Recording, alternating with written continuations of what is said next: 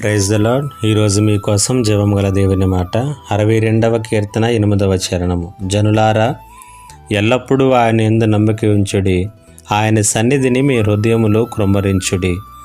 దేవుడు మనకు ఆశ్రయము.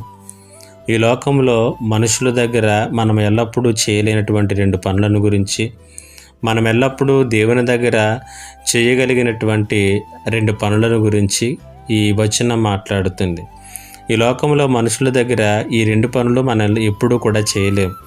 ఒకటి ఏంటంటే, ఎల్లప్పుడూ వారిని నమ్మలేము. కారణం ఏంటంటే, పరిస్థితులను బట్టి మనుషులు మారిపోతూ ఉంటారు. ఎల్లప్పుడూ కూడా వారు ఒకేలాగా ఉండలేరు కదా. కానీ దేవుడు అలా కాదు. ఆయన ఎల్లప్పుడూ కూడా నమ్మకమైనటువంటి వాడు. ఆయన మీద ఎల్లప్పుడూ కూడా మనం నమ్మిక ఉంచవచ్చును.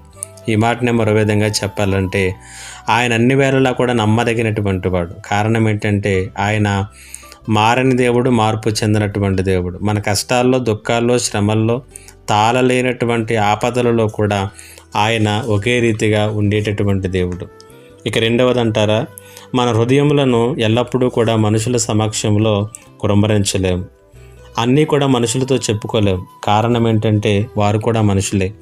అన్నీ చెప్పుకుంటే భవిష్యత్తులో వారు మనం చులకనగా చూస్తారేమోనటువంటి భయం, ఇతరులకు చెబుతారేమోనటువంటి భయం, మనకు ఆదరణ ఎంతవరకు కలుగుతుందో లేదో అనేటువంటి మీమాంస.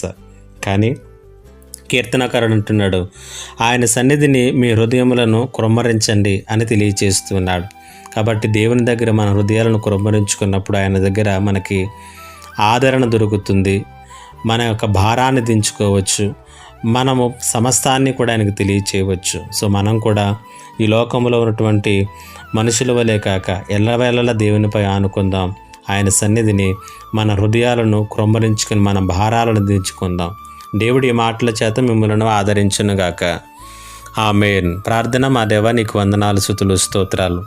అన్ని వేళలా మేము ఆశ్రయించినటువంటి దేవుడు, మా హృదయాన్ని నీ ఎదుట క్రొమ్మరించగలిగినటువంటి అవకాశం ఇచ్చినటువంటి తండ్రివి, నీకు వందనాలు. ఈ మాటల చేత ప్రతి బిడ్డను బలపరచమని యేసయ్య నామములో అడిగి వేడుకొనిచున్నాను తండ్రి. ఆమేన్.